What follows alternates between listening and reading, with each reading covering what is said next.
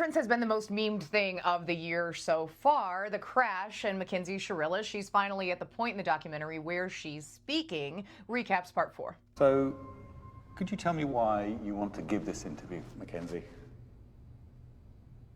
I've never spoke before, and I never told my side of the story, and I understand there's many different sides to the story and different perspectives, but I just want to say my truth, and I just know myself, and I know I'm not a monster. Like we were speaking about last time, leading up to Mackenzie's arrest, they had been doing a lot of investigation. A lot of people had come in, but they also had a lot of proof from cell phones, text messages, Dom's mom. Now keep in mind, Dom's mom would not talk to her. Dom's dad felt bad for her because, quote, they just didn't want to believe that she was going to do something like this.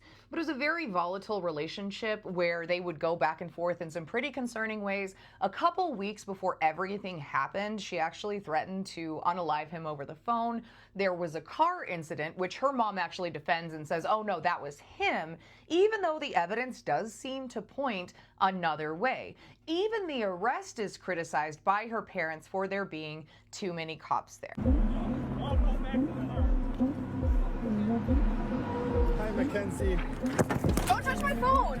Don't. You're under arrest. Why? You have a warrant for your arrest. Come on out. Why? Wait, we have a lawyer. I have to call my lawyer. I don't know why they need 9 or 10 cars to roll up on a 18, 17-year-old girl. Prosecution needed a show, and they wanted to put on a pageant. Where's she? Some of the family was shocked, like I said, when she was arrested, but some of them already expected that because they had been suspicious from day one, especially, like I said, Dom's mom and Davion's sister were just not hearing it. They were not having it. And then Davion's dad said that he just felt something wasn't right. But you've got to remember, too, in between the incident and her getting arrested, she's also got some pretty sus behavior that comes out about before the incident.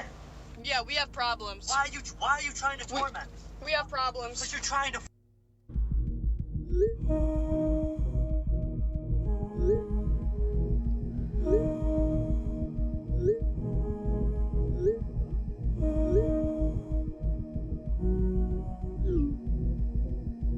This was clearly a toxic relationship on a crash course for termination one way or another. And this was posted after the crash, however, prior to being arrested. Before being charged,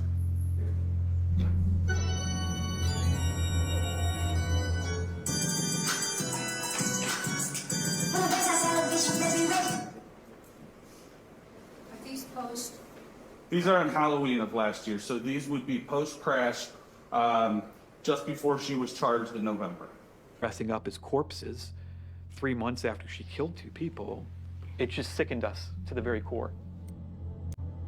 We're not seeing her post videos of her mourning or videos of her regret.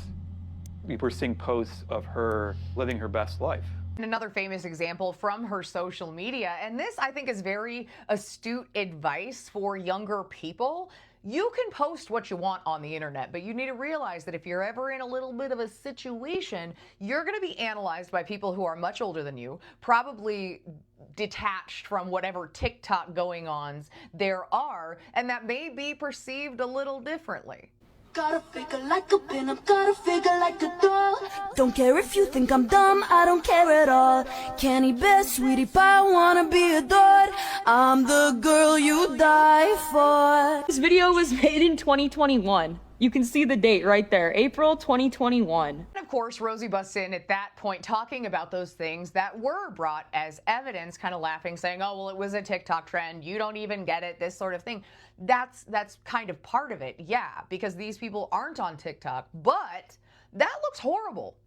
It looks absolutely horrible. Yes, it was posted a year before that, but it still looks really bad, especially when her boyfriend passes away when she's driving the car. I mean, it's really, I've seen a lot of people defending it, and it makes sense that they would take it that way, with hindsight being what it is. All of that is used by the defense, justifiably so. I mean, they would be silly not to look at that and think some kind of thing. Plus, they've got all these people coming in, telling them how she was, how she treated people, And then when she speaks for herself, she doesn't necessarily come off sympathetic or even really believable a lot of the time. Do you remember from the morning of July the 31st?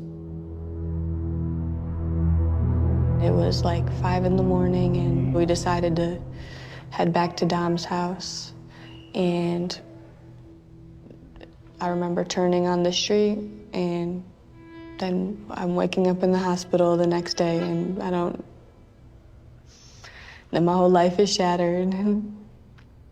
People have said that it's convenient that that's all you remember. What would you say to that?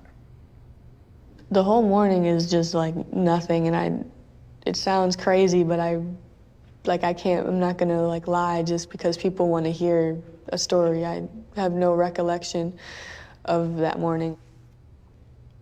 I'm not saying I'm innocent. I was a driver of a tragedy, but I'm not a murderer. That last bit there I found to be very interesting, the way that she said it. Now, when we get to the end of the documentary, she goes on and she's very emotional when she's telling this story, and she's trying to really get across to you that she feels bad. Then her mood switches almost instantaneously when she wants to ask her attorney whether what she said is all right. And of course, they just keep having her parents pop in, and I don't think they helped any of this at all. Luck proving it. There's what proof? Yeah. What proof do you have? What proof do they have to any of this? Find themselves at the start of her trial, and I will say that choosing a bench trial in this, now I was a paralegal a million years ago, probably haven't been doing it as long as I did do it. It's been a while, but I would think a bench trial would probably be the wrong way to go here. However, her attorney encouraged her to go to a bench trial, but that's from her parents, so I don't know how much you can believe any of that. But his opening statement, it was just real bad. He seemed like he didn't even want to be there. Don't get me wrong, I don't blame him, but you took the check, I didn't. First got this case and saw that the charge was murder, I thought to myself, boy, if she's driving the car and it was her purpose to kill these people, she must have wanted to kill herself too. In fact, we know that she was not. I would never, ever see her purposely wanting to hurt herself. Seeing all of his testimony, I just didn't really feel like he had his back in it. I should have looked that up to see if she has a new attorney or not. I didn't do that, but I would almost bet that she does. This day was absolutely miserable for the families, though, because they had been kept informed to the point that you can inform people when you're in an active investigation. But this ended up being the first day that they had to see the video themselves. Oh my gosh. It was torture, and you kept saying it was like a bomb went off. Yeah, it's like a torpedo. A missile.